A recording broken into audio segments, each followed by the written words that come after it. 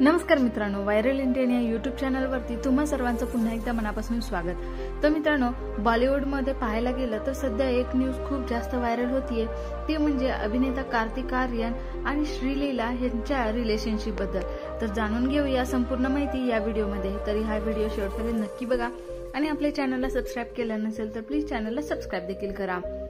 बॉलिवूड अभिनेता कार्तिक आर्यन आणि श्रीलीला हे काही दिवसांपासूनच सतत चर्चेत आहेत आणि त्याचं कारण म्हणजे कार्तिकची आई यांनी जयपूरमध्ये एका अवॉर्ड शो मध्ये त्यांच्या रिलेशनशिपवरती हिंट दिली होती। जेव्हा त्यांना त्यांच्या होणाऱ्या सुनेविषयी प्रश्न विचारण्यात आला तेव्हा त्यांनी उत्तर दिलं की कुटुंबाला एक चांगली डॉक्टर पाहिजे।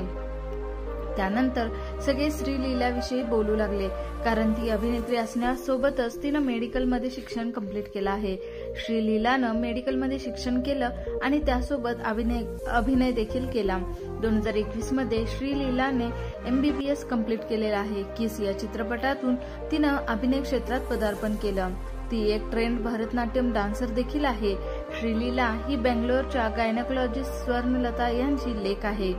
श्रीलीलाचा जन्म हा तिचे आई वडील विभक्त झाल्यानंतर झाला। दरम्यान श्रीलीला आणि कार्तिक आर्यन हे दोघं खरंच रिलेशनशिपमध्ये आहेत की नाही हे माहिती नाही।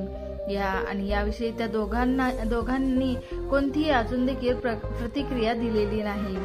2022 मध्ये श्रीलीलानं अनाथाश्रमात जाऊन गुरु आणि शोभिता नावाच्या 2 दिव्यांग मुलांना दत्तक घेतलं आहे। त्यांना चांगलं आयुष्य मिळावं यासाठी तिनं हा निर्णय घेतला आहे। रिपोर्ट्सनुसार श्रीलीलानं तिचा बाय टू लव्ह हा चित्रपट प्रदर्शित होण्याआधीच हा निर्णय घेतला होता।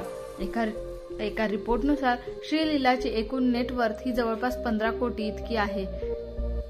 सुरुवातीला चित्रपटासाठी प्रत्येकी 1 तास असे 4 लाख मानधन घेतलं। त्यानंतर तिचं मानधन वाढवत 1.5 कोटी घेऊ लागली। त्यानंतर ती आता 3 कोटी मानधन म्हणून घेते।